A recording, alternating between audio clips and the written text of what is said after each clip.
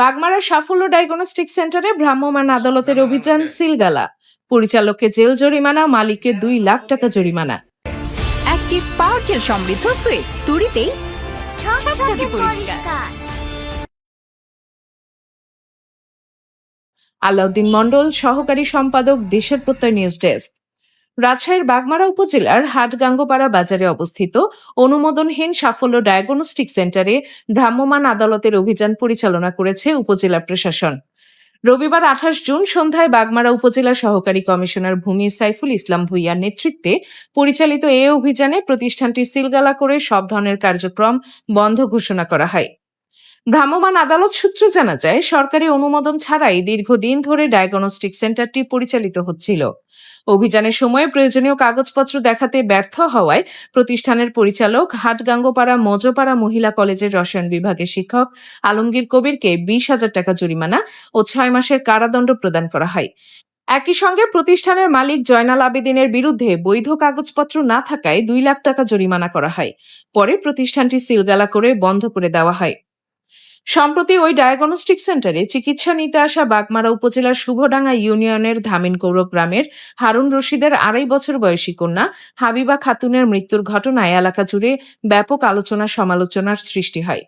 স্বজনদের অভিযোগ, গত 26 জুন অসুস্থ হাবিবা খাতুনকে চিকিৎসার জন্য সাফল্য ডায়াগনস্টিক সেন্টারে নেওয়া হলে পরিচালক আলমগীর কবির ভুল চিকিৎসা দেন। এতে শিশুটির অবস্থার অবনতি হলে তাকে রাজশাহী মেডিকেল কলেজ হাসপাতালে পাঠানোর পরামর্শ দেওয়া হয়। পরে সেখানে নেওয়ার পর গভীর রাতে শিশুটি মারা যায়।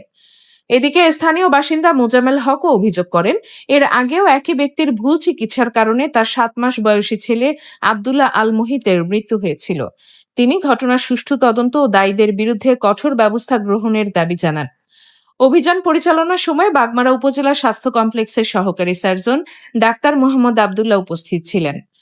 উল্লেখ্য, শিশু মৃত্যুর ঘটনাকে কেন্দ্র করে দেশের প্রত্যয় অনলাইন নিউজ পোর্টাল এবং দৈনিক মাগুরার কথায় সংবাদ প্রকাশিত হওয়ার পর বিষয়টি প্রশাসনের নজরে আসে। এর পরিপ্রেক্ষিতেই ভ্রাম্যমাণ আদালতের মাধ্যমে অভিযান পরিচালনা করে প্রতিষ্ঠানটি সিলগালা করা হয়। আপনার অনুমতি আছে?